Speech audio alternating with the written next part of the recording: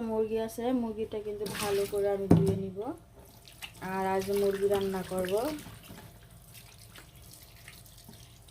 আর এখানে কিন্তু বসাই দিলাম, পেঁয়াজ কুচি কুচি করে দিছি আর তেজপাতা গরম মশলা দিয়ে দিলাম। আর এভাবে ফ্যান আসতেছে, আমি কিন্তু সবসময় সরষের তেল দিয়ে রান্না করি। যারা রেগুলার রান্না দেখেন তারা অবশ্যই জানেন। মাংসগুলো কিন্তু খুব সুন্দরভাবে ধুয়ে নিলাম। আর এদিকে কিন্তু রসুন দিয়ে দিলাম আর মরিচ দিয়ে দিলাম। পেঁয়াজটাও কিন্তু খুব সুন্দরভাবে লাল লাল লাল লাল হয়ে গেছে। আর একটু পানি দিয়ে দিব আর বাকি যে মশলাগুলো আছে এক এক করে দিয়ে দেবো।